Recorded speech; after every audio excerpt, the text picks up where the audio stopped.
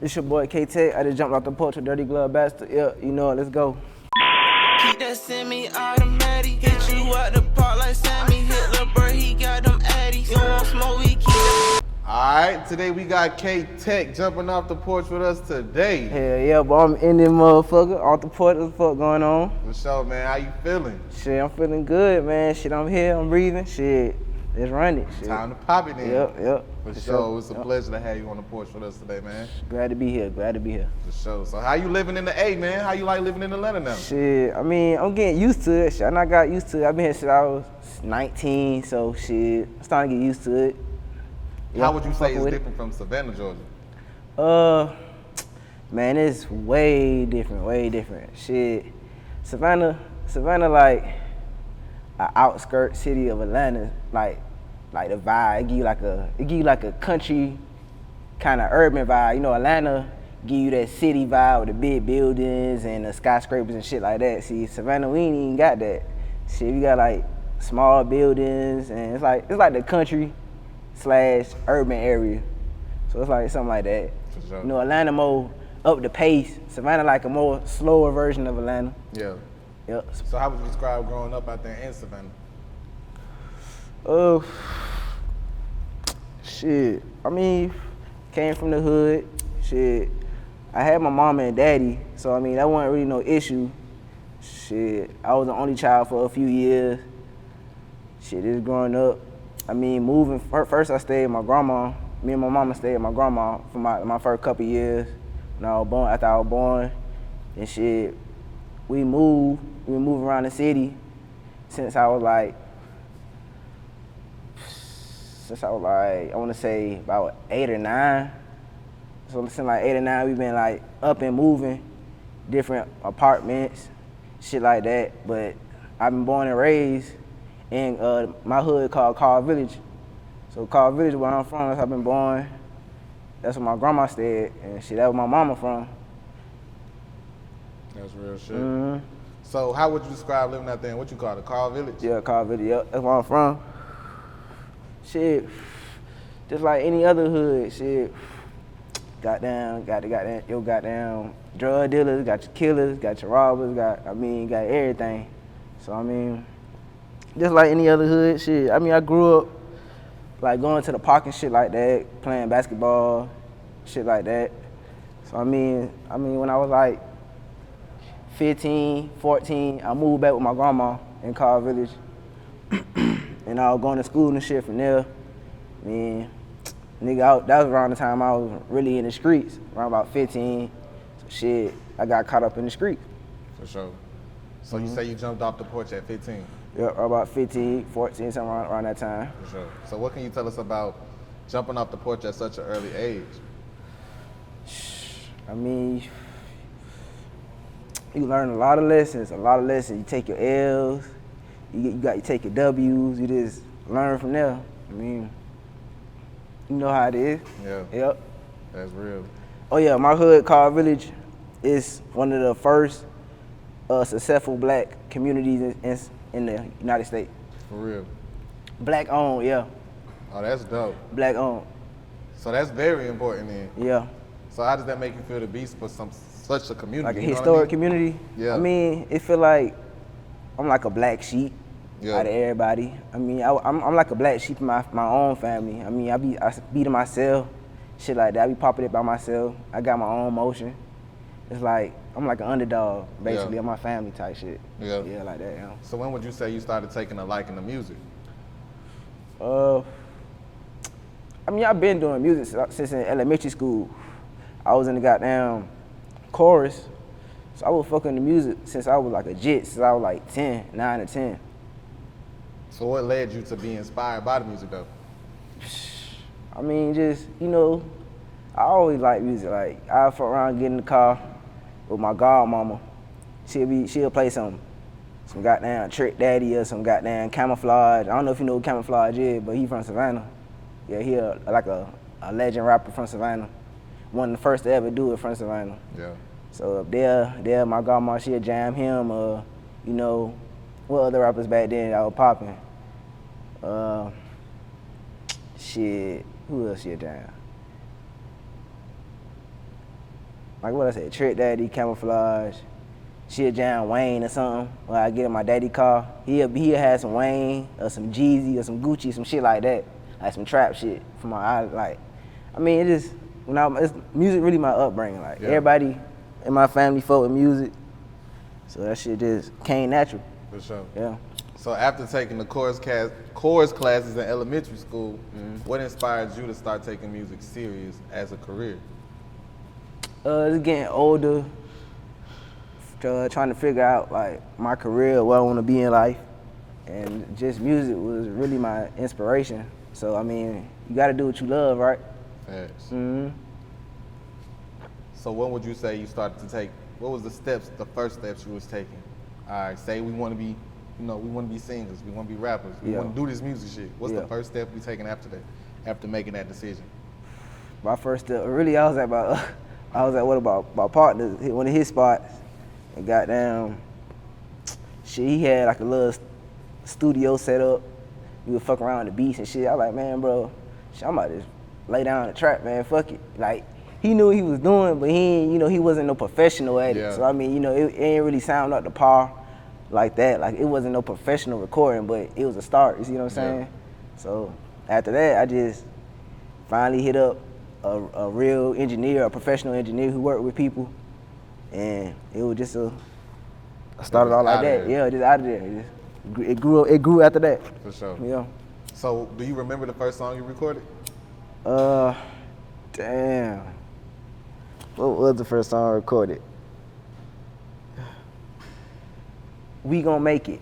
That was my first song I recorded. Now I actually got a mixtape called We Gon' Make It. It's like the song is on there. Yeah, We Gon' Make It. That's it. So what about We Gon' Make It is different from how the music you release today? I mean, I gotten a lot better since then. So I mean, I'd say you can hear the maturity in my voice and my vocals, and I learned how to really get on beat with the song, and I mean I just gotten better basically. You just got better. Yeah, I just gotten better. Yeah, for sure. I'm starting to get used to it. Like, I could go in the studio and I could do a song in like 20, 30 minutes. For sure. Yeah.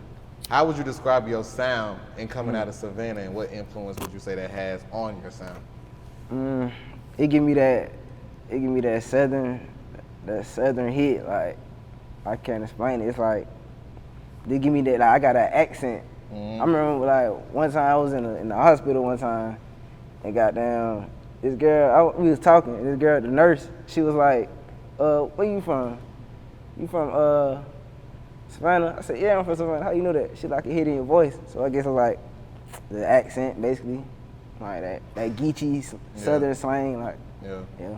I was gonna say, how would you define the Savannah accent versus the Atlanta accent? I don't know. They got different lingo basically. Yeah. But they lingo different. For sure. But yeah, they slang. So what is it that you want listeners to take from your music?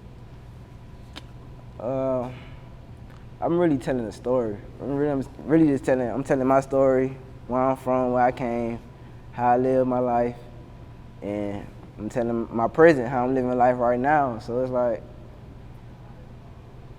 basically just me and my perspective of life and what's going on around the world. Yeah. How important, because you're a storyteller, how important would you say it is for listeners to understand and relate to your story when they turn on your music? Like, you asked me like how important it is to me? Yeah. I mean, it's important because I want to get my message out there. But I mean, I'm not about to force my message on you, you see what I'm saying? You just gotta catch on to it and relate to it if you can, and if you can't, just do you. Right. Yeah. What is it that you want listeners to take from your music? Motivation, especially. Motivation. So I want to motivate my listeners to do better, be a better person. Live life. Cause I like to live life. I like going on trips and stuff like that too. And just living life to the fullest. Yeah. Yeah. That's real shit. If your passion wasn't in music, where would you say your talents would have led you? I'd say like in the clothing industry or in the food industry, because I know how to cook too. So my grandma taught me how to cook when I was younger, so I could throw down in the kitchen. So you want to be a chef? I mean, I'm saying I can be able to be a chef, yeah. So either that or like in the clothing industry. Okay. I fuck with the clothes and the drip. Okay. So I mean, where the clothing line at? Shit. I started up one, but I kind of shut it down for the moment. I mean, I gotta get it back together. Yeah. So my focus not on that right now. My focus on music. So. Yeah. So let's talk about Take a Puff that was released last summer. Mm-hmm. Where did the inspiration for that record come from?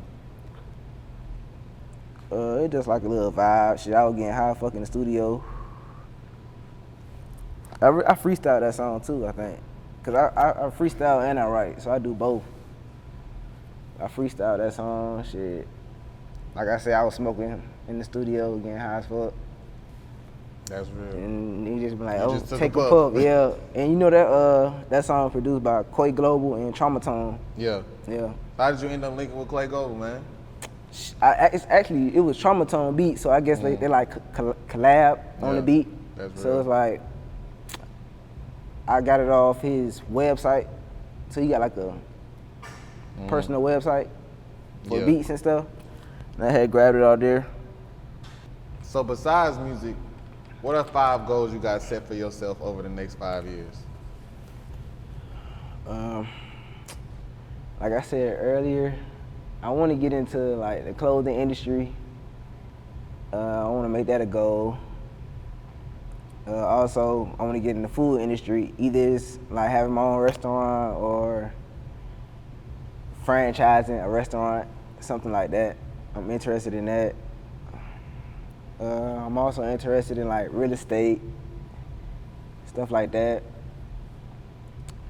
I want to drop more albums too, so I want to focus on my music more. I want to build my catalog up some more. Right now I got 3 tapes on like major platforms like iTunes, Spotify, SoundCloud, stuff like that. And I got a mixtape. Like I said, my first mixtape, We Really Gonna Make It. That mixtape on Live Mixtapes, Spinrilla, like the indie platforms. Yeah. I got that on there. So all together, I got 4 mixtapes out right now. So I'm working on my 5th one right now. So, okay. What's the name of the 5th one? Cover Village Rascal. Okay. Yeah. What should we expect from that tape? Man, I think that's gonna be one of my best projects. That's real. Yeah. It's like versatile. How important is it to be versatile, do you feel it is? It's real versatile. I mean, it's real important. I mean, listeners get tired of hearing the same tune, the same voice, and they want you to switch it up sometimes. You can't just give them the same thing all the time. For sure. Yeah. Any last words and shout-outs? Shout out Dirty Glove Bastard. Appreciate the opportunity for this. Appreciate y'all, man. Shout out Carl Village. Shout out my hood. Shout out Savannah, Georgia. Shout out my family. That's it, man. For sure, man. K Tez, we appreciate having you on the porch with us today, man. Yeah, for sure. Appreciate sure. y'all. Gang. Keep that semi-automatic. Hit you out the park like